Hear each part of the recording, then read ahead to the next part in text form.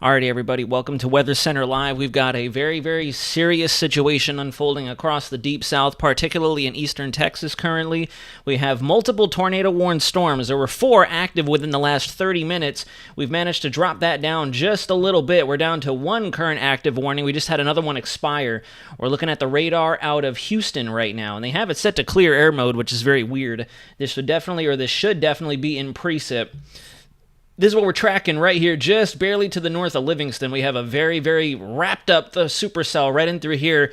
Wonderful hook echo, a little bit of a weak echo region out ahead of it. So this is a textbook supercell on the ground right now. Very intense setup that we have going on. Then we have another severe thunderstorm warning just upstream of that with very strong winds. Very strong winds, large hail expected from it. I would not be surprised if this tries to spin on us as well. As a matter of fact, if I'm not mistaken, this one was already spinning not too long ago. I'll switch back over to our MRS model, or not model, our active MRMS composite reflectivity, and we'll zoom out a little bit, and I'll show you guys exactly what the big picture looks like. So this is what we have happening.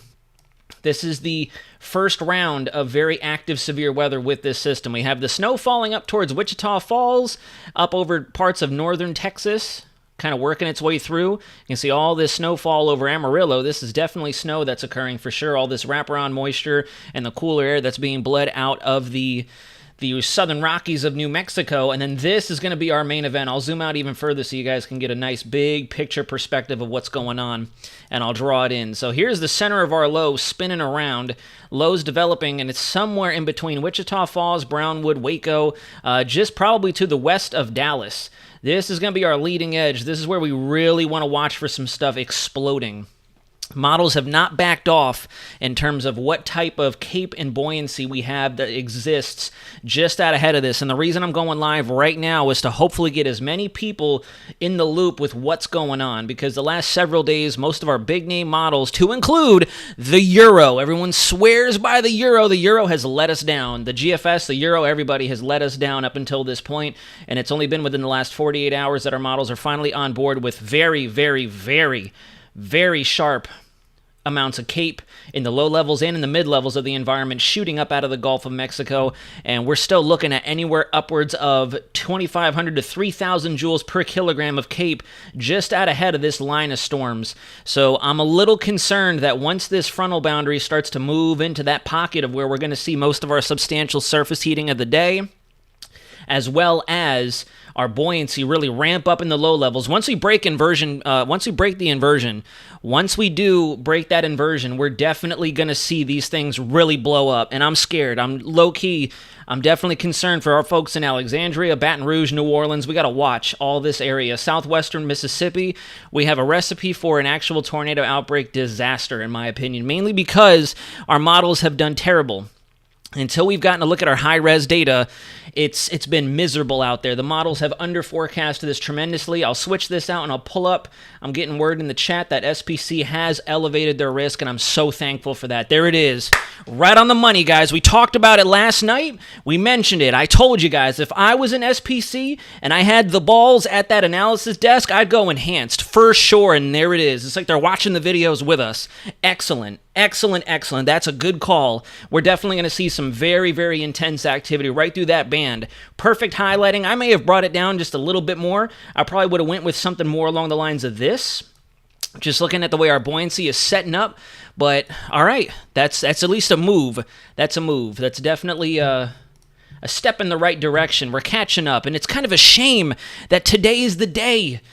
Today's the day, and we've had no lead time on this. That's why I'm not missing this opportunity. We're going live, and we're going to talk about this. Let's take a look at some of our soundings out there, see what kind of instability we're dealing with.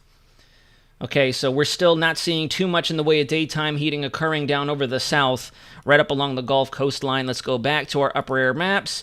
Let's take a look up to the north in Louisiana. What do we have going on? Still under inversion, that's for sure. That makes sense. We're not warming just yet out there. Downstream, still have some stability, which is good, so we're still kind of capped. So we still have a little bit of time for this stuff to move east and north, not necessarily bust, but just not produce a heck of a lot with it. If we come back over to our analysis data and go down at the surface, you'll probably see, yeah, there you go. There's our warm advection really starting to take place. This is as of right now. You can see the clear delineation of where our moist tropical air is setting up right along the Gulf coastline. And this is only going to continue to move further to the north as our low begins to deepen. Let's see, let's go back. Yep, there it is. Right in the last couple of panels, you guys can see it. From 12Z, right about sunrise, 13, 14, 15, 6. Look at that warm sector, that low-level warm front really beginning to go for it. Our cold front, believe it or not, guys, is going to stack ahead. Cold front's going to stack ahead. Warm front's going to stack... Actually, excuse me. Pardon me. Let me reverse that. Strike that, reverse it in a little Willy Wonka phase. Cold fronts are going to stack back about 100 to 300 miles. So at the surface, your cold front's going to outrun what's up on top of in the mid-levels of the atmosphere. Our warm front's going to stack ahead. So our surface front is down here, and our warm front in the mid-levels is probably at least a couple of 3, maybe 500 miles upstream of that. Let me see if we can get an 850 map of theta E. Let's see, do we have that on here? We do not. Let's go ahead and look at our dew points and our streamlines in 850. And yeah, you can kind of see where our warm front is. Look at how these isotherms are loosely packed at 850, and then they kind of go really bunching up once against one another. So this is where our upper level, or our upper front is, our warm sector. And then we have all this good cool air surging down from the north, being pulled in out of the Rockies, our high pressure over the mid section of the Rockies. I got to slow down. I've had a lot of caffeine this morning. Very, very, very intense setup for some really good severe action. Let's take a look at what our ML Cape and SYN looks like. So there's our most unstable Cape. It's going to continue to move off to the east-northeast with the track of this low. Our SYN is not too enhanced as of right now. We're probably going to break that cap here within the next 1 to 3 hours, I would anticipate. What is our 850? Oh, here we go, 850 theta E. Yeah, so perfect. We're right in line with our little short-range analysis. Here's where our upper front is. Our warm front is surging inland. Our surface front is down here. Our cold front is somewhere back in this general area, still trying to organize. In fact, I wouldn't be surprised if it was still back up in through here, in fact. Because there's our low center at 850 millibars, which means if we stack this out ahead, our cold front is probably still somewhere back in central, moving into eastern Texas. Did they, Nazario change thumbnail for live? What do you mean? Did the thumbnail not save? Let me see something. Oh, that's true. Yeah, I should probably edit that. Yep, good call. Let me go ahead and change that. I'll go ahead and snip this really quick. Pardon me, guys. For those of you watching, we're just going to snip and make an update to the thumbnail really fast because this is very important. There we go. Let me snip this. Let me save as fast as I can. Enhanced risk. Let me just save it as that. Let me go ahead and pull this, and let me pull this up. Let me move this out of the way for you guys, and I'll leave you with the current radar. Let me leave the current radar up. Let's see if it updates. If there's anything else out there that's new. We have some more severe thunderstorm warnings, it looks like, just to the east of Shreveport, headed towards Monroe, Louisiana, just to the south of El Dorado in Arkansas. This whole area is going to ignite. I have a really bad feeling you see a little bit of this discrete action that's occurring just out ahead of our main push of dry, cool air. This system already looks like it kind of wants to occlude as well, which is crazy. It does look like it's going to occlude very quickly. This looks like our warm front well out over in through this area, our upper warm front. This almost looks like a bit of an occluded front already taking shape, and that's probably also why our buoyancy and our cape is going up, because that cold air is trying to rotate underneath the base of the low faster than our models were initially anticipating as well. Although they did show signs that it was going to occlude quickly and we were going to get a triple point low somewhere up in the Appalachians, the mid-Atlantic region. Right in through here is where we would see our triple point low form up. So you probably have a weak occlusion starting to form, cold front, and then a warm sector somewhere in that general area. If I had to give you a brief synoptic analysis, or in this case, almost a little bit of a mesoscale analysis. Let me go ahead and update my thumbnail just off the screen here so you guys don't see it. Or not necessarily don't see it, but just because I don't want to corrupt or interfere with our live stream. Let me go ahead and pull this up, expand this, bring that down, shrink it. There you go, match it, close it. There you go, that works. Okay, let me share, download. Before we continue, how is everybody doing? How's everybody doing? Do I have anyone tuning in from Texas, Louisiana, Arkansas? Anybody out there in Mississippi even? Anyone on the Gulf Coast? Florida Panhandle as well. Florida Panhandle is going to get some action out of this as well, I know for certain. Let me go ahead and save. Yes, overwrite. Go ahead and hit edit. Bring this up. Let me go ahead and grab this. Move that there, and upload, save. There we go. Perfect. All right, we are updated. There we go. SPC saying that the worst threats will be this afternoon into Louisiana, especially with surface dew points from latest models pushing into low 70s at the high end. I believe that. I don't think, Judy, we're going to see as many of these hellacious impacts into West Florida, that's for certain, but we're definitely going to see, I believe, a lingering line. That's for sure. We're going to have something try to work its way into the west coast of Florida, especially if all of our preliminary long-range models have been struggling with this. We're probably more than likely going to see some pretty substantial impacts along the northern, the Big Bend area of Florida. If I had to guess, this whole area is definitely going to see some action. We could see a little bit of it bleed over into the Big Bend area, kind of around the Perry, Florida area. I always mention Idalia. Through Gainesville, Jacksonville, and then I know that we've increased our level 2 risk across much of Alabama, Georgia, and South Carolina. All right, we don't have any new alerts, so let's go ahead and take a look at a little bit of our model data while we're here. Let's go ahead and start digging into some stuff. I was looking at it earlier when I was trying to inhale my breakfast, and then I finally decided I'm just going to go live. Let's do it. Let's get in there.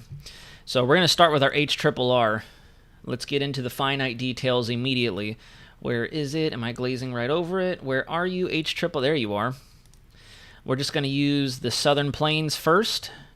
And let's do a little bit of viving and see how our model is doing. So first and foremost, I want the current temperature. We'll pick Houston, Texas. Houston, Texas, METAR. Let's go ahead and George Bush Intercontinental Airport. So as of right now, current observation, we are at 22 degrees Charlie. I can't do a conversion that fast, so let's do F2C conversion. 22 degrees Celsius would mean that we are at 71.6 degrees Fahrenheit as of, get out of the way! This was as of 49 minutes ago at 15:53 Zulu, so let me see what the HRRR is thinking. So at 53, yep, so our model is doing very good in terms of forecasted surface temp. That's good news, so that means that we're definitely looking good in terms of how this model is verifying. So we can still use the HRRR with some confidence. Let's go over to our surface cape. What does the surface cape look like? Oh, see, look at that. Dear God. That is ridiculous. Right along the leading edge of that frontal line, even into Houston, those darker shades of coloring we have not really often seen on our models. This whole quadrant right up in through here, getting ready to move into Houston at around 1 o'clock this afternoon, max heating of the day, is right up along this threshold. We're inside the color range for 3250 all the way down to 2500. That is definitely within the realm of supercell parameters, without a doubt. Without a doubt. You only need about 1,000 to 1,500 to get some potential supercellular activity out of a setup like this since you have your synoptic drivers. Oh, look at that. Look at those supercell parameters. We're all the way past the 10-digit mark, that's for sure. Or the 10 threshold, the 10 scoring on this. Can you guys see okay? Do I need to move the model or the screen? No, you guys can see it okay. What does the tornado parameters look like? A little conglomeration of everything. Yeah, so SIG-torn parameters are not that favorable. I mean, they are, don't get me wrong. That's definitely a really good indication of some tornadic activity right through that quadrant that SPC is thinking. We're going to have a lot of out in front of this setup kind of activity, I think. We're going to have a very, very good a good shot at discrete supercells along the leading edge of it, tapping into a lot of that surface-based cape. Let's go down range just a little bit and see what we can see from here. So yeah, all sorts of really good cape and buoyancy values, getting up into Pensacola as well. There's a nice pocket, a conglomeration of it just off the shoreline that's going to try to push inland, it looks like, yeah. And this entire time, I'm going to admit, this entire time I've been stressing over why it is that we're not seeing anything in Florida. And not going to lie, I'm a little dumb. I'm not going to lie to you. I have a huge blonde moment with this. If you watch, this is 12Z, this is 7 a.m., 13, 14, 15, 16, 17, 18, 19, 20, 21, 22, 23, 0Z.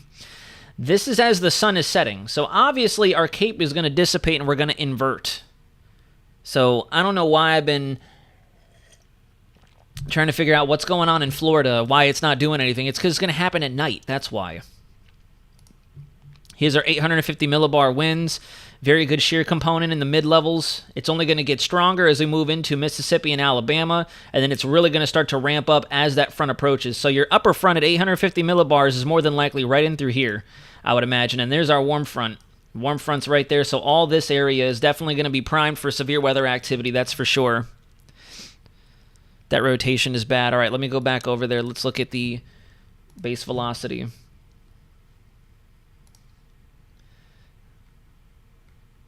Oh, heck yeah. I don't even have to really look at the base velocity. This radar signature in of itself, I can see really good wrapping into it. And this isn't even a high-res look at it. You can see very good rotation. We probably have exceptional gate-to-gate shear going on, headed right towards Seven Oaks. YouTube is being stupid. I have a feeling we don't really have very many people watching this, which is bizarre. I guess my page is not known to do these live stream coverages. But you know what? To hell with it. We're going to do it anyways. Let's go ahead and get the radar out of Houston. Pull that up. Oh yeah, right there. That's where our tornado more than likely is for sure. You can see it. There's the core of the storm. Core is going to be buffeting Corrigan. I would imagine that they're probably going to see very large hail, destructive winds out of this. Let me switch over to our high-res velocity. Oh, dear God. I'm pretty sure we're breaking the radar threshold with how much gate-to-gate shear we have out there. Right there. Really good inbound. That's your gate-to-gate shear right there. That is definitely a destructive scenario unfolding out there. Yep, you can kind of see it. Looks like there's something right in through here. Right there. Dang it, I don't want the highlighter. Right there.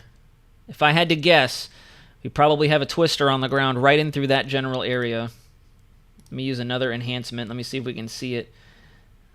High-res differential reflectivity, yeah. Our tornado is definitely somewhere right in through here. Come on, Epic Pen, you're being stupid right now. Right in through here, tracking off in this direction. So Seven Oaks area, you need to be battening down the hatches. You need to be ducking and covered, ducking, dip, duck, diving, and dodging for sure. This is a bad scenario that's unfolding, and it's only going to get worse throughout the rest of the day.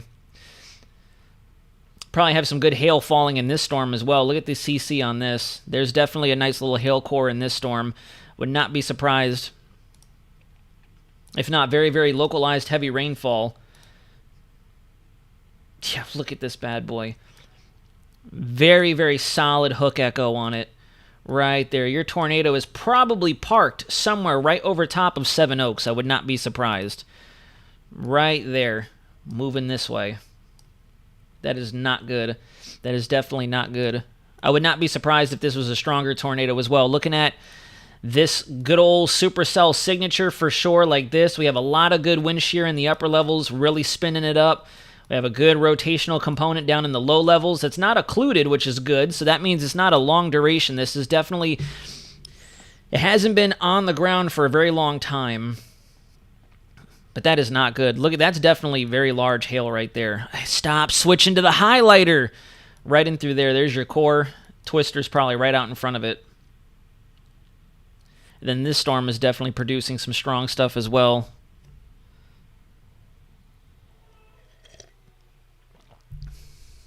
Yeah, the hook echo is phenomenal on this. Sam Ostapasta, welcome in. Mr. USA, thank you very much for joining us.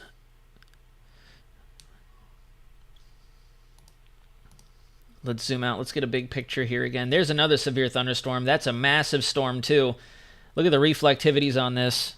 That is definitely going to produce some very strong winds and very damaging hail out of this, for sure. I wouldn't be surprised if that's already above an inch.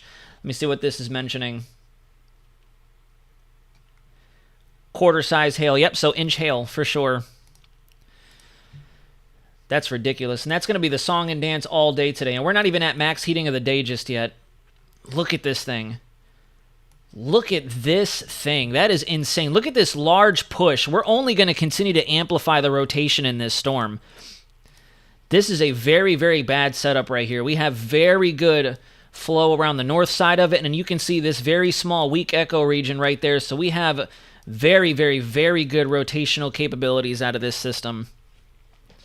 This thing is blowing up. This thing is definitely blowing up. That is not a good sign. We're probably getting even more strong winds out of this. This area here is probably going to produce convective winds not even associated with whatever is going on the ground level.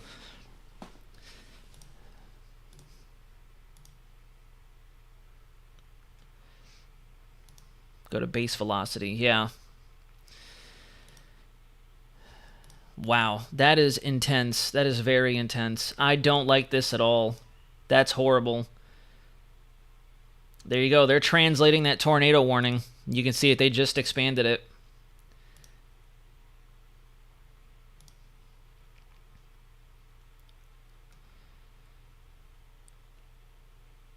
Oh, so this storm already produced a tornado. This severe thunderstorm has a history of producing a tornado. Flying debris will be dangerous to those caught without shelter. Blah, say, blah, blah, blah. We already know that. That's a horrible scenario for them. All right, we're going back to MRMS, and then we're going to start looking at some more model data, taking a look at a few things. They're going to have to watch this storm just upstream of them. Let me switch the color here. This is definitely going to need to be watched as well as it moves towards Livingston, Goodrich, Shepherd. It's right outside of Cold Spring, it looks like, just to the east of Huntsville.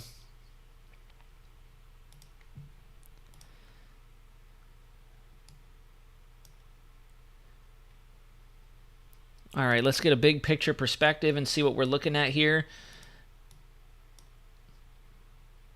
Yeah, you can already see it. I can already see it for sure.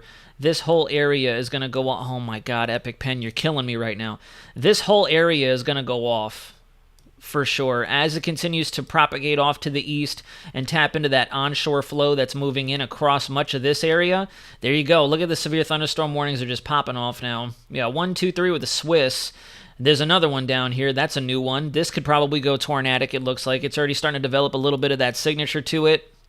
Yeah, that's going to go tornadic. I have a bad feeling. This right here. Look at the core already starting to form up with the higher reflectivity values. The DBZs are skyrocketing right where that mesocyclone is probably forming up. If we switch over to our high-res reflectivity, that's not going to do it. We got to go to a single radar site. Bear with me as I continue to try to look at what we have going on this radar Omega, guys. I'm still kind of learning as we go. Where's a good radar site? Let's pull up a radar site for out here. Give me a radar site. I don't see a radar site. Will the Shreveport radar do it? Yep, look at that. That's going to go tornadic. They're going to issue a warning on that very soon. They're definitely going to issue a warning on that very soon. That's not good. We have very good gate-to-gate shear already going on with this system as well. We got outbound and really good inbound for sure. Easily upwards of 35, 40 miles an hour on either side. So gate to gate, that's going to go tornadic. I would not be surprised if they issue a warning for that here very soon. Look at this. This is really, look at this downdraft. This little line echo wave pattern. That's not good too. This is destructive damaging winds going on through here. Headed right towards Saline, Janesboro, Hodge, Quitman, Bienville, Lucky, Goldana. You've got very strong convective winds. Very, very strong convective winds right here. That is a line echo wave pattern for sure. That's almost very similar to what a derecho looks like. That's a strong push of winds. Look at this right in through here. That's going to damage a lot of property.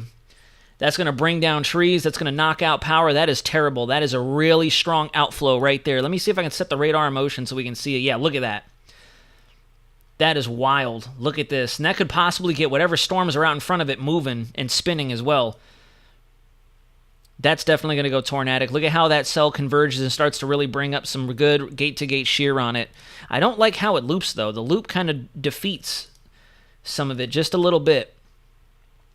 Yep, right there. There's our hook starting to form. Got a really nice core on it. Not a lot of, there's no V-notch associated with it, which is good. We don't have it extremely sheared, and it's not moving against the flow, but this is going to tornado. You can tell. This is probably going to produce. There's going to be a warning on that in the next 10 to 15 minutes. I would not be surprised. Let me switch back down over here.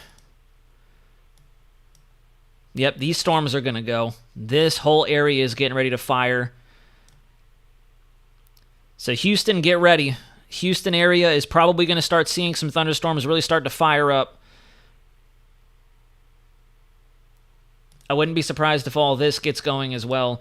This whole area is volatile. And all the way up and through here. We're going to watch this. We're going to come back here in a second, and we're going to check this out. Headed towards Natchitoches. I believe that's how you say it. Natchitoches, Winfield, Montgomery, Provincial, however you say that. That storm's going to go tornado warned. I can already believe it. So let's go back to our models real quick, and then we'll come back to that in a second. As a matter of fact, it's 11:15 or 11:55. I know that we bashed the GFS quite a bit in my live stream yesterday, but let's take a look at what our synoptic pattern looks like. I trust it for synoptics a lot more than high-res data. So let's take a look at what our GFS is thinking as we move through time. Oh, wow, yeah, that is actually a big difference. That's a big difference. It looks like we've moved where we're expecting cyclogenesis, which is probably going to change things pretty dramatically. If you notice, we were anticipating a low forming here in the most baroclinic sector of our jet and our temperature discontinuity with a triple point low forming right here with our front and front. That has since changed according to our model data. 12Z today shows that we're actually going to have parent low formation out ahead of it, which is going to change things a little bit. So there's our parent low. We're not expecting that triple point cyclogenesis anymore. This was our weak low pressure system that was supposed to be the parent low system in this whole winter storm, this synoptic scale system. There's our occlusion, if there is any at this point, and then there's our main frontal boundary. There's our warm sector. And as this goes through time, yeah, we're definitely going to see a little bit of this action down here in Florida, but I think the main reason why we're also going to see more of that severe stuff punch north is probably because if you look at our thickness packing. Our main area of polar push is going to be occurring right in this quadrant here. So because of the trajectory of this low for my folks in Central Florida, YouTube will push it more that way. Okay, thank you, One Nation, very, very much for that information. I'm going to update that right now. Saved it. Thank you. Thank you. By the way, I haven't left any comments on your videos recently, but trust me, dude, I've been watching. I've definitely been watching. You're probably one of the only channels I still watch at this point anymore. I don't really, no offense to anybody else out there either. Some of the folks I have been watching have not been putting anything out, and no offense to anybody else out there. I haven't really been tuning in because it's been all snow and other hype and stuff like that. And this is precisely why on this channel specifically, the Weather Center, I've been focusing so much on this because I had a bad feeling our models were selling this system short. Models are big time selling this system short, and they were. And now we're kind of paying the price. So there goes our first system, and let's go ahead and take a look at what happens next. So this has been very, very wishy-washy. In fact, this 12Z model run really doesn't look all that impressive. We're bringing the polar air back, but a lot of our winter effects are also still up to the north, right in through here. So as we mentioned last night, for those of you who may not have tuned in, it looks like winter is just retreating further and further to the north. We do have our pattern flip. If you look at our thickness lines, our ridge is definitely built in over western U.S. Look at this wannabe frontal boundary trying to ride the apex of that ridge. Here comes an Arctic supported system right there. That's an Arctic low for sure. That's why it's just freezing all the way around. We have the 504 and the 510 thickness line running through the center of that baroclinic low. There's our Arctic air for sure. But the polar air, the polar front is not doing much. The polar front jet's right in front of it. This is all modified polar air. This is just our freezing line. And that freezing line doesn't look to come down very far to the south. And I wouldn't be surprised if our models are still carrying through that. Yeah, look at that. Winter really isn't doing very much. Winter looks like it's trying to retreat. Spring has definitely taken hold over the south. This is continuity from last night. If you look, our polar front is up here. Arctic is barely on the chart now. Our Arctic is almost not even present on the charts anymore, and this is all spring-like conditions down through here. So it almost looks like spring is going to come soon for the southern half of the U.S. This is as we get close to the very tail end of February. And like I told you guys watching last night, if we don't get another Arctic push or anything crazy moving down over the southern tier, then we're really not, the chances of seeing that happen in March are little to none. So this is very interesting that a lot of our polar air and our Arctic air especially is just going to retreat and kind of hide. So yeah, if you look at this, we're really not, it almost, this is going to be a tough one to forecast. And I'm very disappointed because it does look like the Daytona 500 is going to be a washout until maybe hopefully Monday. Even Monday looks like we might have some residual effects hanging out there. But yeah, this is definitely, I agree with you, PM. This is definitely going to be a flood threat that we'll need to watch. We go to 24-hour accumulated precip. In 24 hours, the GFS is thinking that we're going to get a lot of rainfall from it. Oh, this hasn't even come in all the way yet. What the? Let me go to total accumulated precip. This should be, nope. Total precip models are not populated just yet. That's for sure. I honestly have a question for those in New Haven, Connecticut. Will the rain at the beginning cause the snow to have a very difficult time trying to accumulate at first? Yorkie Terrier, excellent question. Yes, I agree. Definitely. It's going to have a very hard time accumulating out there. And as a matter of fact, I have a wonderful model that we can use to look at that very quickly. I hate to deviate the stream, but if you come over to weathermodels.com, there's a tool on here that I like to look at when doing a bit of my snow predicting. It's called snow depth. And the snow depth is how much the models are thinking is actually going to collect and compound on top of what's already out there. So if you look at this, this is what the model is thinking is already on the ground. And as you go through time and you watch that nor'easter come up, notice how it doesn't seem like we're going to see a whole lot of compounding until we're on the back side of that low. There's our initial snow band, and notice that the Euro kind of thinks that after we're on the back side of it, it might be a little weird for you guys to imagine, but our low is going to track through here. And obviously all that wraparound snowfall that comes in on the back side of it is what's going to help to kind of compound on the snow totals that are already out there. So, I mean, we're still getting some sporty amounts in terms of our snow depth kind of trying to build upon itself. But overall, if I'm not mistaken, the NOAA blend and the actual the Shref have not done too much in terms of how much snow we're going to get out of it. Oh, no, actually, they've gone up a little bit. They've gone up a little bit. That corridor looks like it has elevated just a little bit according to what our new NOAA blend of models has. Very weak snow line as it moves in until we can tap into that cold air, which makes sense based on our thickness packing that we just saw on the GFS and on the European model. All right, let's go back to Radar Omega, see if we actually have anything else out there. Gotta wait for it to update. Go to MRMS. They still haven't warned this storm. That could be a good thing. Could be a good thing that they haven't warned that storm. We'll see. Go back to a single radar site and exactly see what's going on out there.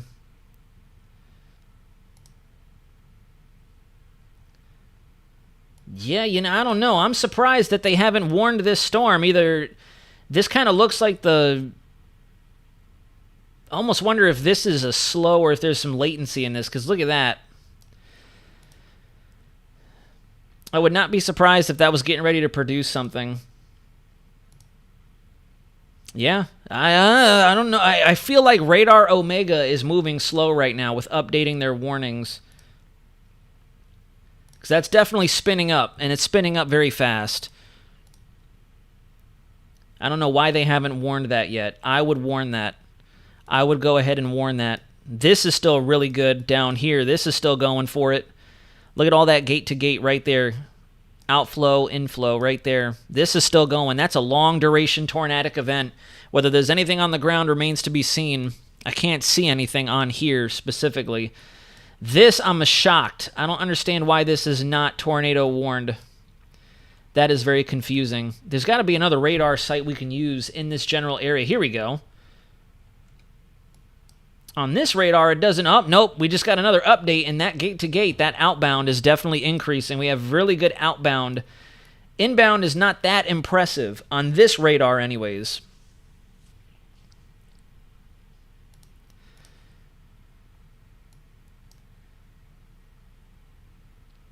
This is incredible, though. All this right here. That's really bad. That's a lot of very good straight line winds, for sure. Very strong straight line winds. In fact, I want to go to some of the observations out there.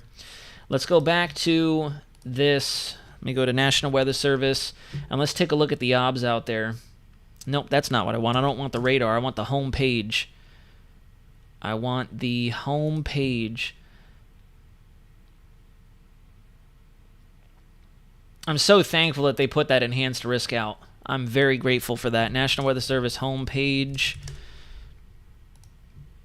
Let's take a look at what we have in terms of the observations out there.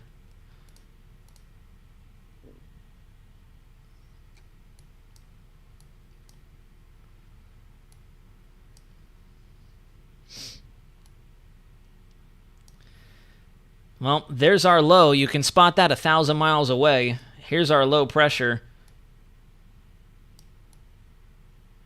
And that's why we have a lot of those tornadic cells really starting to kick off. We have cyclogenesis currently forming. And look at the temperature discontinuity on either side of this system.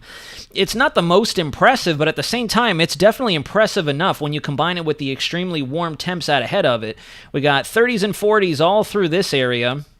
And then we've got 70s and 60s all through this area. So here's your area of conflict for sure. That's going to be your battle zone, as they like to refer to it in the movie Twister, for sure.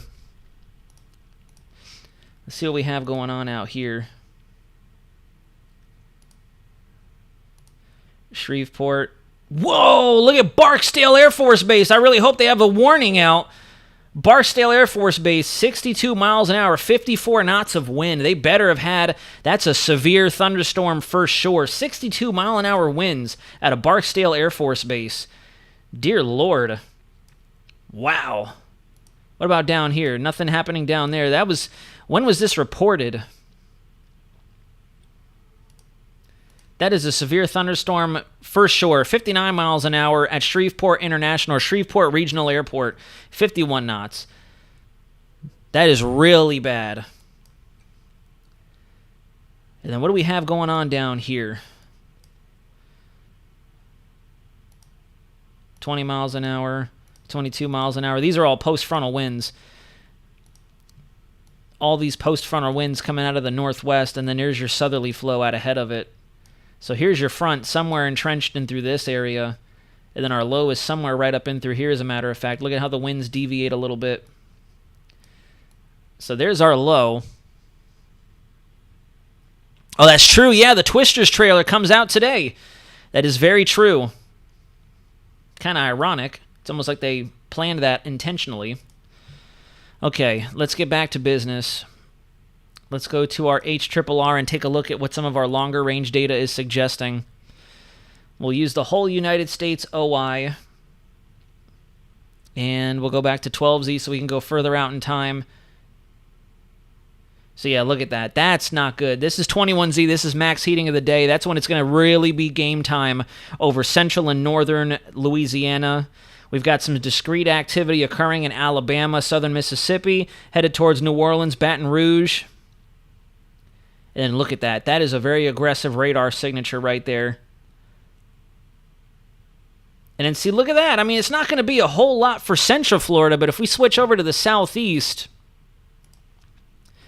we're definitely going to get some stuff in the Big Bend and the Panhandle of Florida. Look at all that.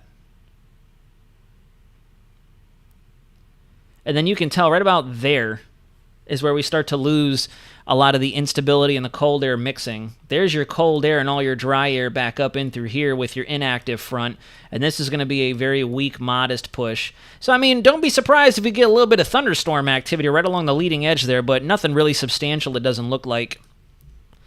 Let me go to the Cape. Let's take a look at that. Yeah, Cape is going to be very impressive throughout the day today, and up through southern Alabama, southern Georgia. Some of that mechanical lift brought on by our front. There's the front. Very cool how you can see it on our Cape. There's the front. And then it's going to finally evacuate out. Houston now has a tornado warning. This has got to be old. This has to be old. This hasn't updated. Why has this not updated? This definitely looks like it's doing something. Something is not updating on here. I think either this, I have something messed up somewhere, or this is not updating. Because this is looking very tornadic right in through here. There's your hail core, your core of the storm. That's a dangerous setup for sure.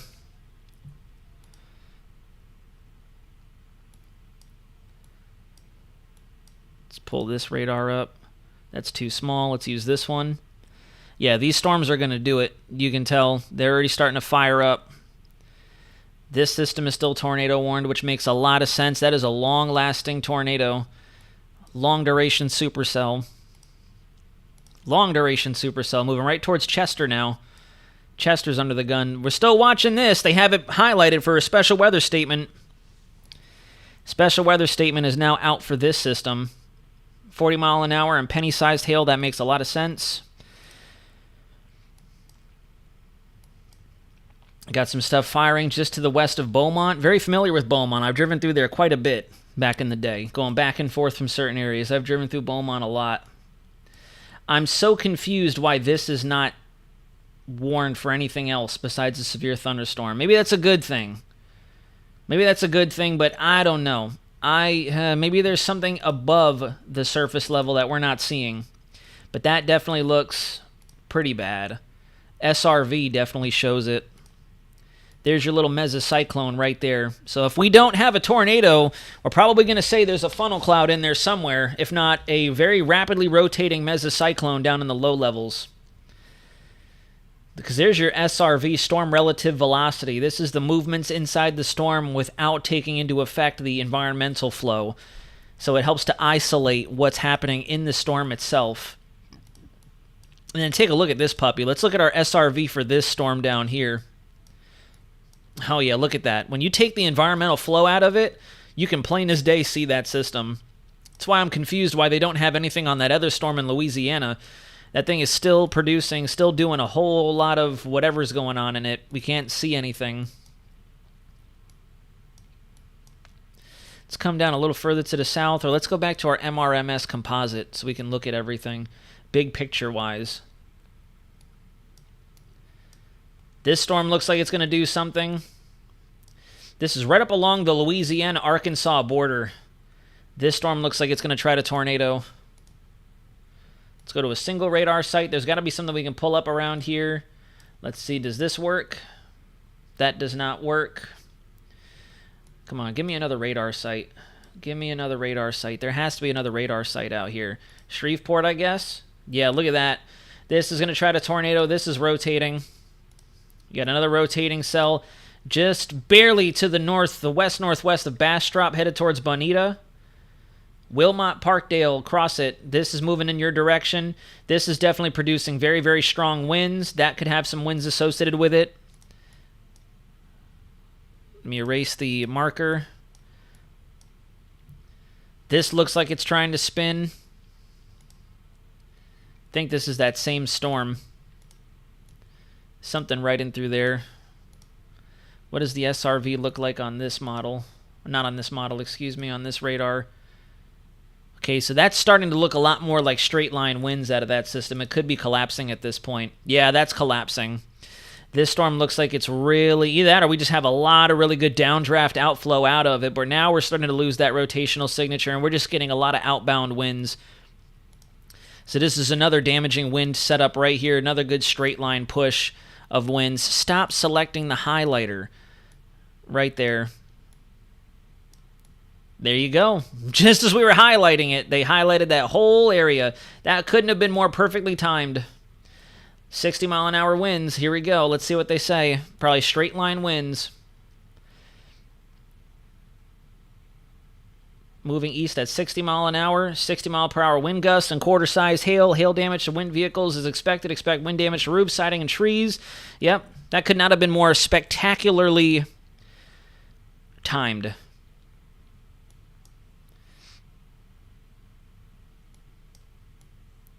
Let's go back down here.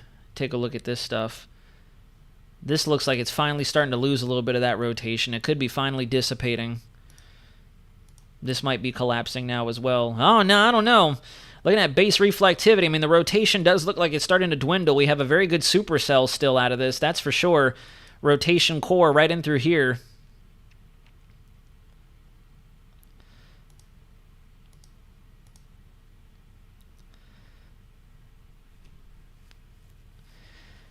San Mastapasta, I'm not too sure if we're going to go enhanced into Georgia. A lot of it is going to be based on the timing because currently we haven't had this happen for a while as well, where we actually have a scenario unfold as the day starts and then kicks off. So this is worst case scenario in terms of timing as well, because we're starting all this activity as the sun is coming up, as daytime heating is taking place.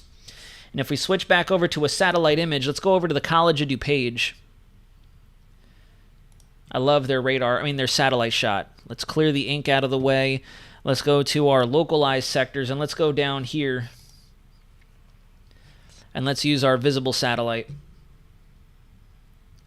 Yeah, see, look at all this popcorn Q forming up right in through here. All these little popcorn-type cumulus, fair weather cumulus popping up right in front of our main line of activity. Maybe we're a little too zoomed in this perspective. Let's go down to here. Here we go. This is why we're getting such bad activity, because even though we have some mid to upper level cloud cover, we're still getting surface heating all through here. You can see that we maybe just have a scattered cloud deck from southern Mississippi through Louisiana, the heart of Louisiana.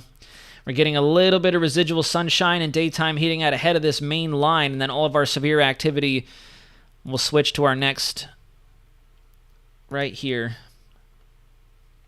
And then you can see there's our front, there's our stable air.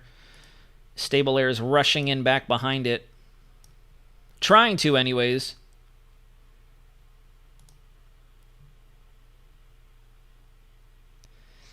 Which storm specifically? The one that we've been kind of talking about, Noah?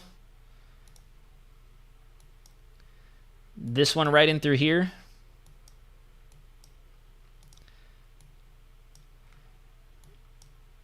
Yeah, it looks like it's trying to do something.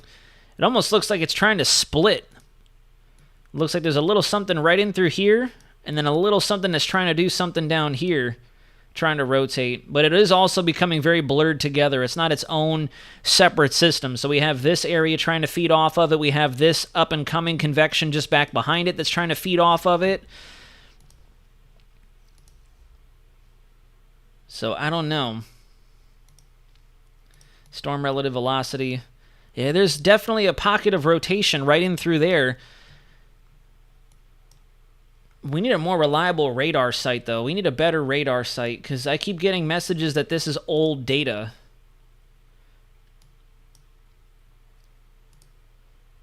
That's too far away. That's definitely too far away.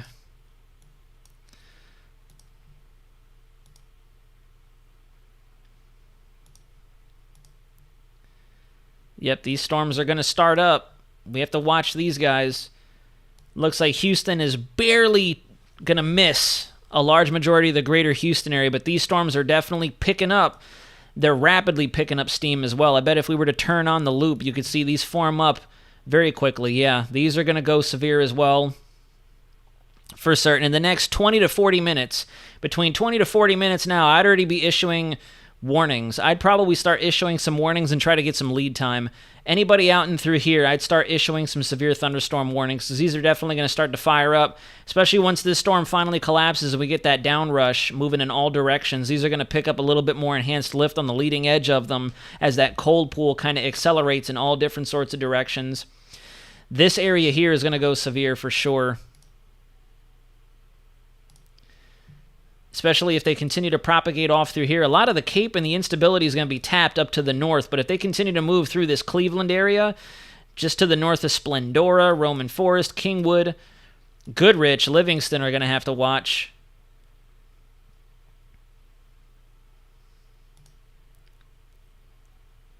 Five-inch hail.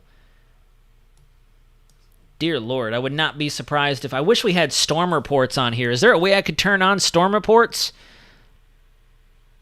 What is this? Those are severe weather outlooks that we can turn on. See, I haven't even putzed with this yet. Data overlay. Oh, here we go. Yeah, there... Okay, so this... Active spotter settings. Let's turn the last 5 minutes on and see what happens. Here we go.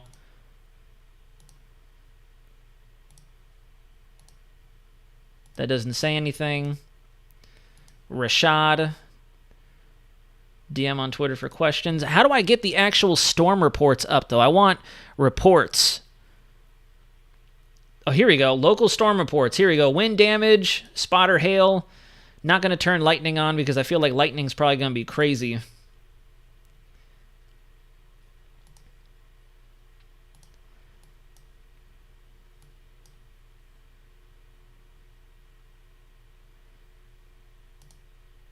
Still don't have anything out of these cells, though. Am I missing something? Am I supposed to toggle something else? No, they're on.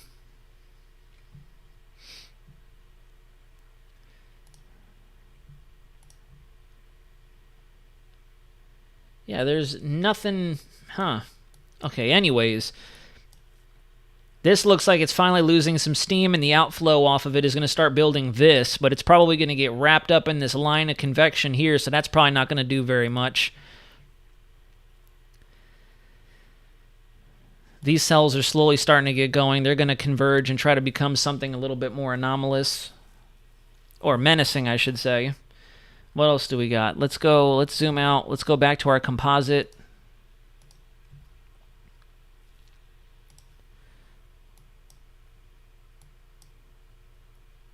This area is going off.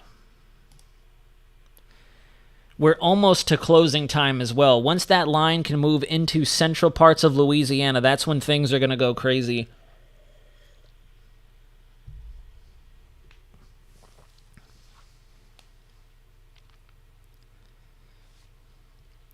Should be able to zoom into street level. I just don't know how well it's going to come out on this.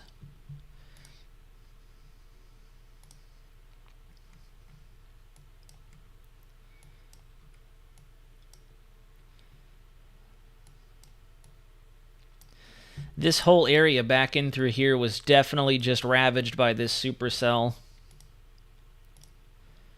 3-inch hail in Shreveport. I really hope that Barksdale Air Force Base had their stuff out. Because if they didn't, then boy. That'll definitely damage some aircraft and some assets out there. That'll kill people.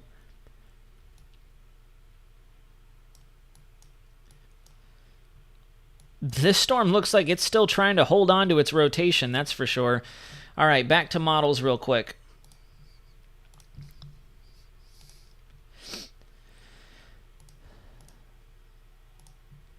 Let's take a look at what some of our other models are thinking in terms of not only this setup. So we've looked at the GFS. Let's go to the Icon. I wonder if Icon is starting to catch up for next week. There we go. Yeah, so...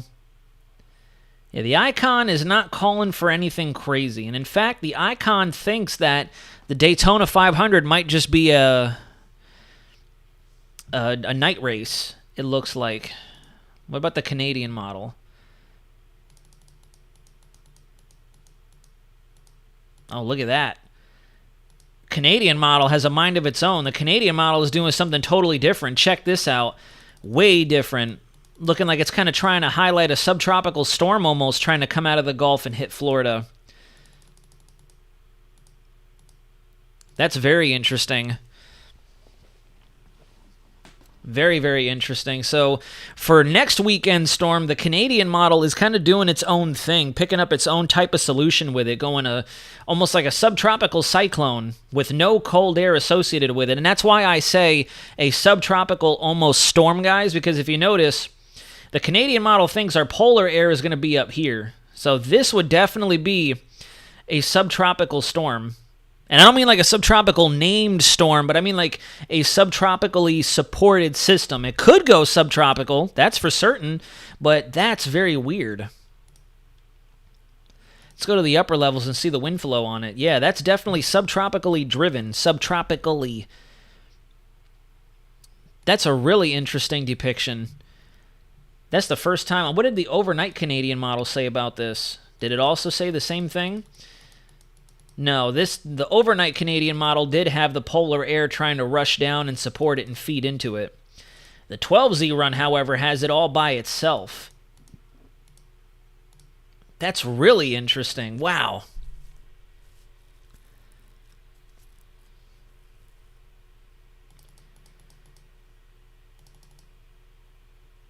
I'm really curious to see how this shakes out now. I kind of want to see what the European model is thinking for it. In fact, let's go over to the Euro real quick and take a look at what it was thinking overnight, because we still have the 0Z data that we can look back and fall back on.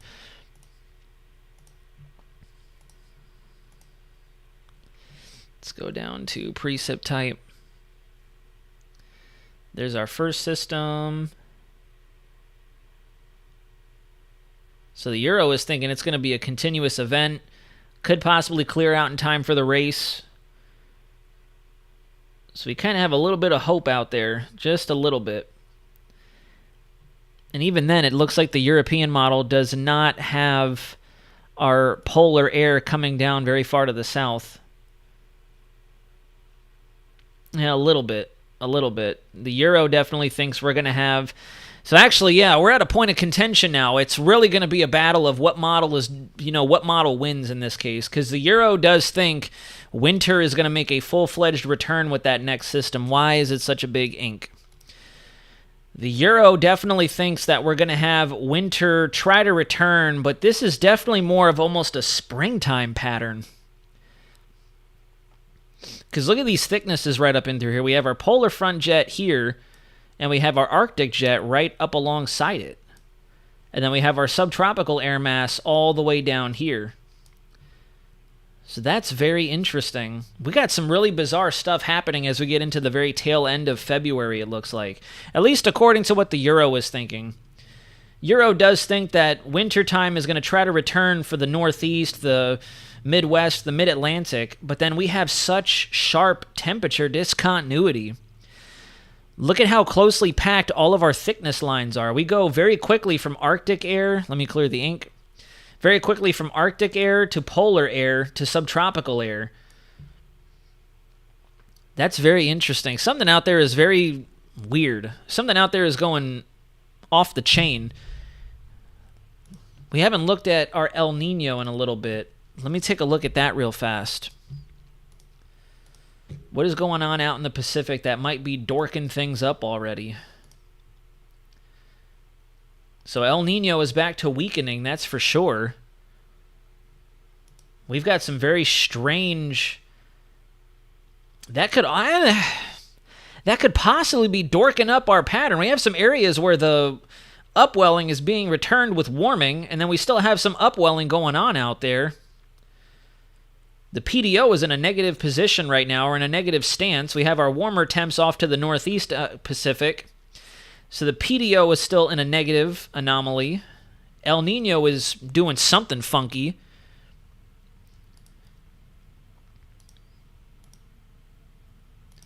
Yeah, El Nino is definitely looking all sorts of weird right now. Our main region is weakening, but then our 1 and 2 just off the coast of South America has been spiking. And you can kind of see it in our anomalies here. We have the cooler temps trying to engulf the central and eastern Pacific, but then if you look right up along the South American coastline and Central America, we still have El Nino trying to hold on for dear life. And if we come down to here, guys, and I'll show you real quick with that secondary storm, which is going to be very interesting. This is why I find it bizarre that our Canadian model is doing its own thing, because we do have a nice little area of warmer temps in the Gulf where that system is expected to kind of move out of. So it could try to acquire a brief stint of subtropical characteristics supported by our subtropical jet. Very, very interesting stuff. Let's go back to Radar Omega, see what we have going on here.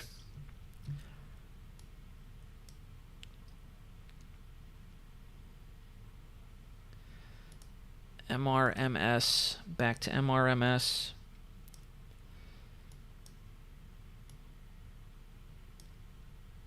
There's our whole low. This is the area in question for sure, right through there. And if I had to kind of highlight a smaller area, it's this region through here as it moves this way that we're going to need to watch for really bad development as it gets into Alexandria, Baton Rouge, Natchez, Monroe possibly, even though they're getting the hammer right now as we speak.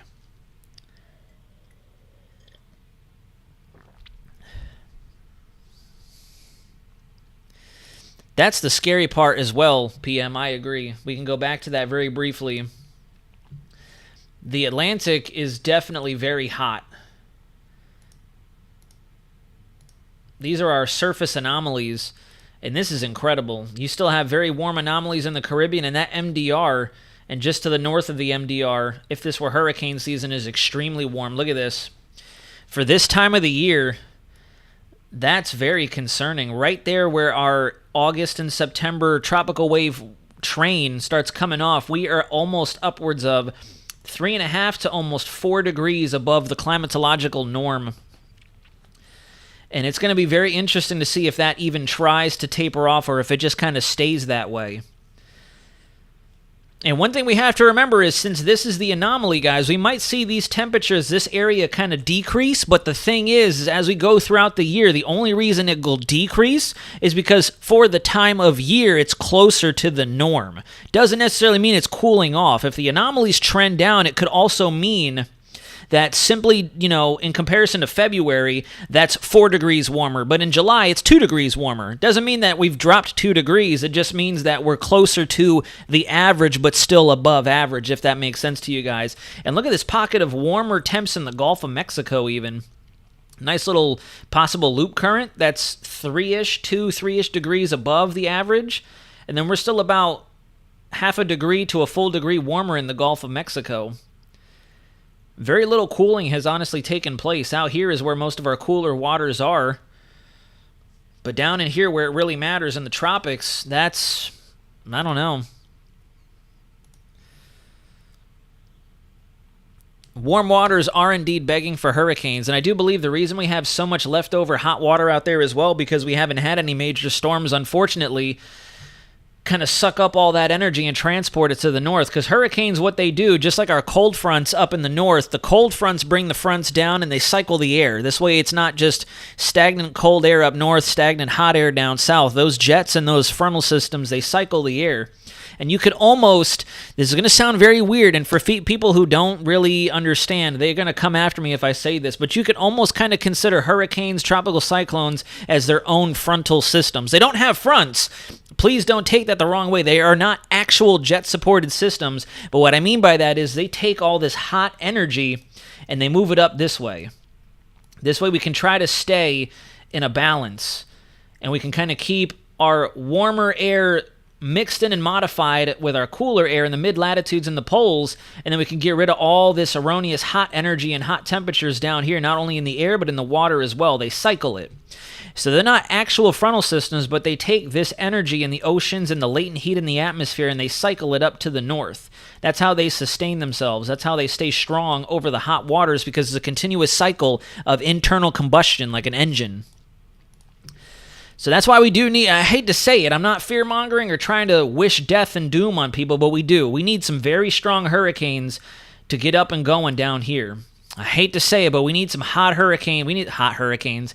We need some big hurricanes in the Caribbean. We need some big hurricanes in the MDR. We need some big hurricanes in the Gulf. Because if not, we're only going to keep getting hotter until we do have another Otis, another Katrina, another Wilma tapping into all that at once, and that's going to be a bad scenario. I'd rather take some modest to strong hurricanes moving up and through versus really big ones on separate occasions, just blowing everybody out of the water. But all right, back to the main topic at hand. Let's go back to our radar Omega. Let's see what we got. Can't tell if this is just not changing or if my radar Omega is not updating. Is there a refresh button I could use? It looks like it might be updating. Let's see, is there a refresh button up here?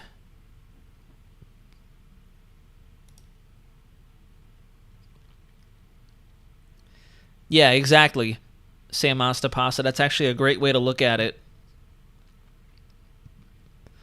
All right, let's go back to our model data.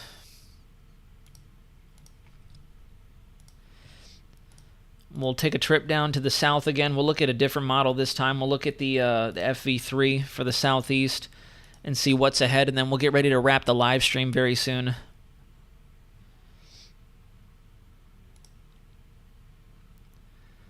All right, so FV3 is still thinking that here in a little while at 21 Zulu, around 4 o'clock, 3 o'clock for us, or no, 4 o'clock for us, 3 o'clock for them, is when we're really going to start to see some stuff kick off for southern Arkansas, Louisiana, and Jackson, Tupelo, Mississippi, and that whole area is just going to continue to transpire off to the east. And then what's also very concerning is that same general area where we had that EF2 tornado or EF3 tornado, whichever it was, for Panama City, Apalachicola Bay, Tallahassee. It looks like we're going to have some discrete stuff try to move in off the shoreline with our Cape Bruin in the Gulf of Mexico, probably supported by that warm pocket of water. Look at that. thing's going to try to fire out some real good convective activity over the Gulf of Mexico. Let's switch over to our HRRR. Let's go back to... Actually, we can use this. Definitely still seeing a lot of CAPE, very bad CAPE for southern Mississippi, Baton Rouge, New Orleans, Lake Charles, the southern half of Louisiana, and it makes sense. We're probably all tapped out of energy at this point near the Shreveport-Barksdale Air Force Base area. Thank you, yeah. I played with the settings on my Radar Omega, and now it's all screwed up. I can't tell what's what. Yeah, I might have done the same thing, to tell you the truth. Let's go to our simulated reflectivity so I can try to take you guys hour by hour. So yeah, there's our main stuff. The HRRR is thinking we're going to see a swap. So maybe we'll stay on the live stream a little bit longer and see if that swap starts to happen.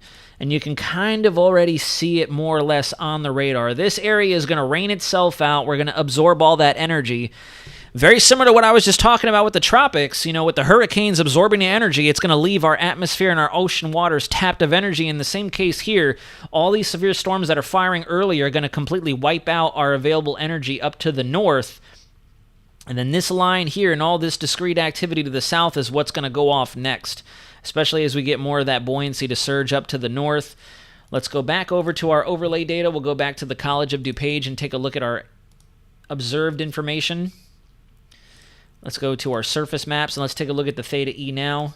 Yeah, so theta E is definitely posturing.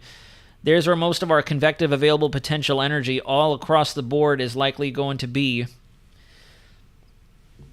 So yeah, this area is getting tapped. We have some cold air advection trying to work its way in along the nose of that stationary boundary. Here's our stationary boundary right through there before it goes cold, and then our warm sector is somewhere right in through here, getting pulled out of the Gulf of Mexico. And then here's our meso analysis. Let's take a look at the water vapor and the vorticity. Yeah, you can see it right along the... This is a wonderful overlay. I wish people use these a little bit more often. But you can see this plain as day. You can do some wonderful forecasting using some of this observation stuff here, the observation analysis. There's our dry slot where our jet max is. Here's all our cooler air pooling around the low, and there's all our diffluent flow just out ahead of it. So there's your severe weather quadrant. All this could possibly be snowfall, wraparound moisture that's trying to freeze up. Let's go back to the RAP meso analysis and let's look at our vorticity advection.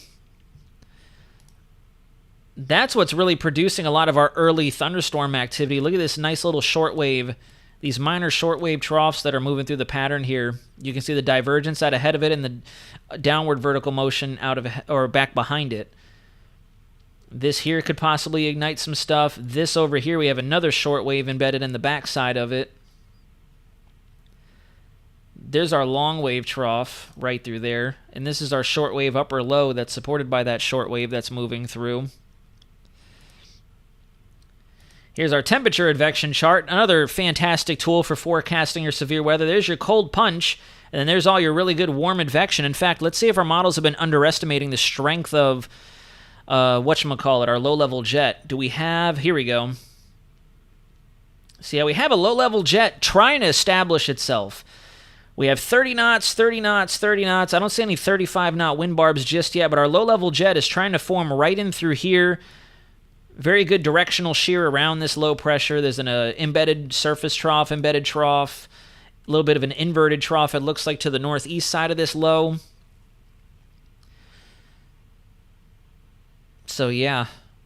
And let's see what our models were thinking. Are the models underestimating the strength of our low-level jet? Is that another issue that we're having with this? We'll look at the 12Z data. Yep. Son of a beehive, yeah. So the models are also, the GFS is also underestimating the strength of our low-level jet. What a shame. So the models are definitely dorking up big time. Yeah, look at that. GFS doesn't think we're actually going to have a bit of a low-level jet actually form up until we're into early morning hours of tomorrow. This is 6 o'clock. This is midnight hour for our folks in the Gulf coastline, and the GFS is thinking our low-level jet isn't going to establish itself until midnight. And looking at our meso-analysis data here, where did it go? Look at that. Our low-level jet is already establishing itself. It's already strengthening. We have 30-knot winds off the coast. It's hard to tell if we have any 35-knot wind barbs just yet, but our low-level jet is starting to form right there. So for all intents and purposes, guys, the big models are not doing very good.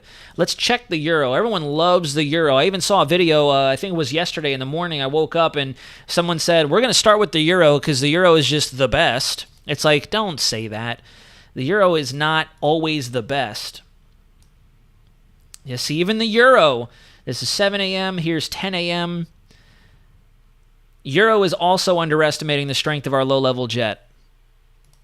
And that's critical because that helps to up the shear, obviously. That helps to increase our warm air advection. Let's go back to the 0Z. Was the 0Z thinking that we were going to get in it? Yeah, no, so even the 0Z, underestimating it. This is 10 a.m. This is as we started the stream. What a bummer. So, I mean, the euro is closer, but euro is also underestimating our low-level jet. The euro doesn't think our low-level jet is really going to support itself until, again, right around the same time, 4 a.m. in the morning. That's insane. Let's go ahead and viv the HRRR. Let's check the HRRR out real quick. We'll go back to an earlier model run. We'll go United States. We'll use the Deep South right here. And then we'll go to 850 millibar winds, and we'll go back in time. Let's go to we'll use the 12Z. Let's go to our current time now, 9, 10, 11 o'clock. 850 millibar winds. 35 here. This is in knots. So we have 24, 27, 30 knots. So we have about 30 knots of overall wind flow right in through here. 30 knots as of 11 a.m., 12 o'clock in the afternoon, right about now where we are. There's our 35 knots back behind it. Let's go back to that meso analysis here. Yeah, so the HRRR is doing okay. HRRR and the Euro-ish are kind of doing okay in terms of our low-level jet. Let's see, what else do we want? What else do we want to use? Here's our 500 millibar. Ooh, you know what? Let's check this out because this could also be pivotal in terms of what our models are thinking. Because this jet max right in through here at the base of this shortwave looks a little bit stronger than what our models were thinking as well. Let's take a look. Let's go up to upper dynamics. We'll go to 500 millibar Vorton wind. And let's see. Let's go back in time a little. This is for 0. No, we got to go back in time a little bit more. Let's go to 18Z. So we got... No, I don't want to use this. I like the fact that College of DuPage actually has a wind overlay. Let's go back to 0Z. Let's go change the AOI. We'll go to the Southern Plains. And then let's go to 500 millibar winds. Yeah, see, I like this. They actually have winds on the map. So 0, 3, 16, 19, 15Z, 18Z. Okay, so it does look like our models are doing okay with the jet max. I can see 80 knots here, 75 knots, 80 knots. The models were thinking, yeah, so the models are definitely doing good with the shortwave, for sure.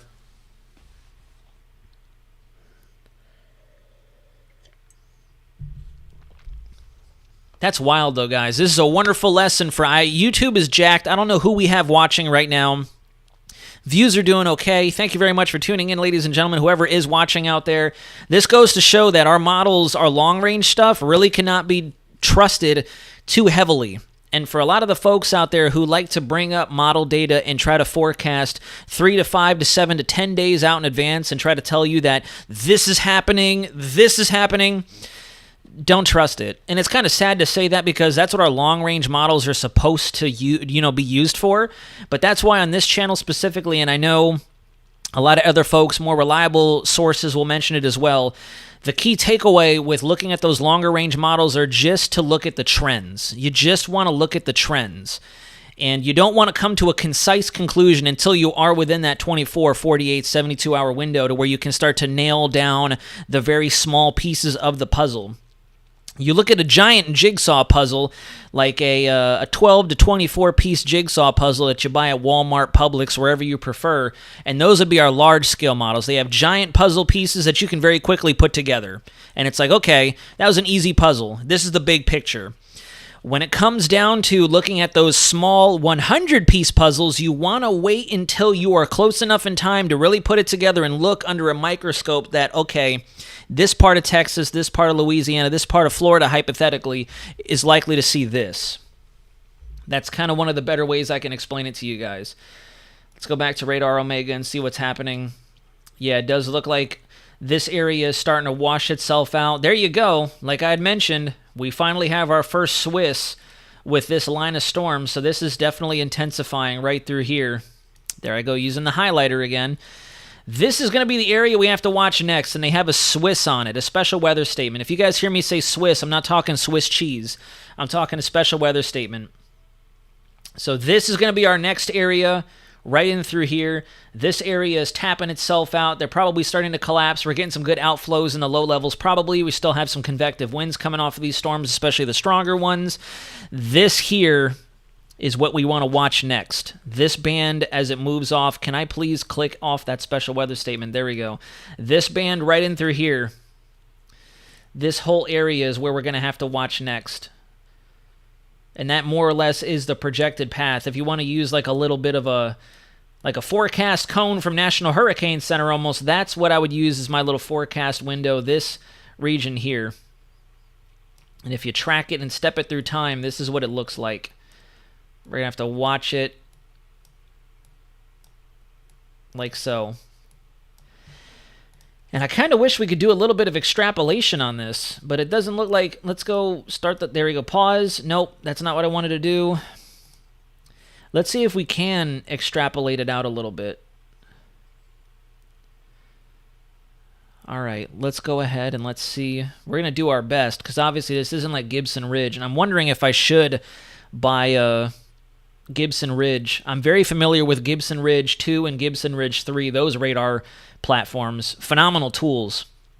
I don't know. I still have to play around with Radar Omega to see if we can get that kind of stuff out of this, but I might just look at getting GR2 and GR3 for these live streams in the future, guys.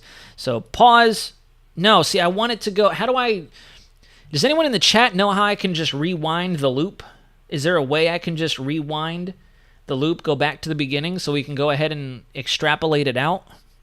Because I don't like how it pauses at the beginning. All right, well, then whatever. We're going to use... Let's see. So line was here, and now line is here. The loop starts at 12:04 and goes until 12:44. So in 44 minutes, it traveled through there. So in 44 minutes, it's going to be here. 44 minutes is going to be here. 44 minutes is going to be here. 44 minutes is going to be here. So 44, 44, 44, 44. So this is 12:44 right through here, current time. So then in 44 minutes, around 13:20, it'll be here. Around 2 o'clock, it'll be here. Around 2:44, it'll be here. And around 3:30-ish, it'll be right there. So just shortly after max heating of the day, between 4 and... excuse me, not between 4. I already lost the calculation. Between 3 and 4 p.m. is when that line of most intense convection, plus whatever discrete stuff can pop off in the middle. 3 to 4 o'clock, that's my prediction. That's my forecast based off of extrapolation. And I know this looks weird. It kind of looks like Super Bowl plays. You know, we gotta move the linebacker here. The running back is going to go through here. And what we're doing here, guys, is a simple extrapolation of where our convection is, our most substantial convection is. And obviously, that's for this area of thunderstorm activity here. This is going to arrive sooner for up here. You're looking at a 2 to 3 p.m. arrival for you guys in central Louisiana. Oh, no, excuse me. That's not central Louisiana. That's eastern Texas. 3 to 4 p.m. If this stuff holds on, that's going to be here. That's going to be the progression of our leading edge. And then obviously within the next 1 to 2 hours, I would think, it's 1 o'clock now. So here very soon, this is all going to ignite. These areas are all primed right through there. So we're going to see ignition here possibly. We'll see ignition here. We'll see ignition here. We'll see ignition here. So yeah, by 3 to 4 o'clock, this line of activity here is going to be right about here. And then obviously we have to watch out for some discrete activity along the leading edge as that diffluent flow gets more going and that jet max can round the base of that shortwave trough. and all this really good warm advection.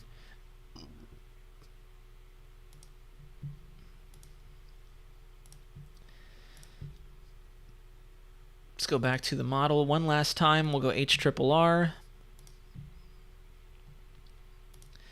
We'll use our simulated reflectivity and see if my extrapolating actually makes sense.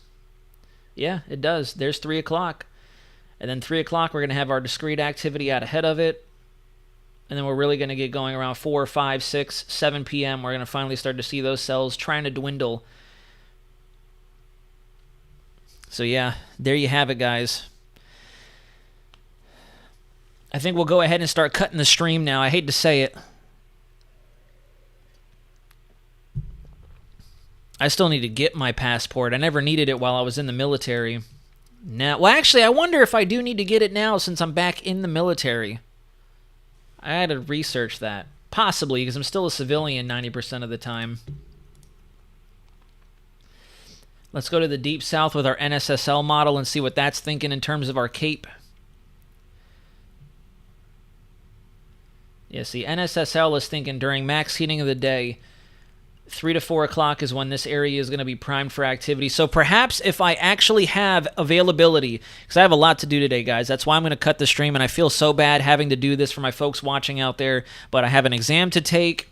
I have homework to do. We have familial matters that we got to get into here. But I figured I'm not going to miss this opportunity to back brief everybody, especially since things have been dynamically changing over the last 24 hours. So if anything does come up, if anything big changes, we'll pop live again.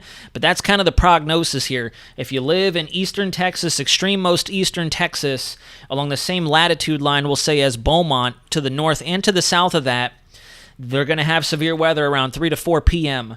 And then, obviously, central Louisiana is going to go off like a firecracker in the middle of the afternoon as well once daytime heating can conclude and we are at our hottest point of the day. Those thunderstorms are going to fire off. Tornado risk. I'm glad that we've expanded that enhanced risk. Just as we called it, guys. We're doing great. I give everybody a round of applause. Everybody who's been staying with me in the chats, staying in the live stream, staying with the updates. We were right on the money with this, and we forecasted it, which is excellent. It's a good feeling. And I'm glad that they finally went all the way up to an enhanced risk. And then everybody else is going to continue to see it as it moves through the rest of the day. And then tomorrow we're going to be up next in parts of Alabama, Georgia, South Carolina. So, ladies and gentlemen, please be safe out there. If I have anybody tuning in from eastern Texas, even southern Arkansas, Louisiana, Mississippi, today's your day. And then tomorrow, as it moves further to the east, we have our Panhandle folks, our Alabama folks in Georgia are going to get hit by this next. It's a shame that we've learned a lot in terms of why we can't always put all of our eggs in a basket with the Euro, with the GFS. The Canadian model's doing something. The ICOM model's doing something. I think they changed day 2 outlook. Let's see. We'll kind of end the stream on our regional page here. No, they really haven't changed much. This is still much of the same that we saw then day 3. Let's see if Storm Prediction Center has put anything in their discussion for long range.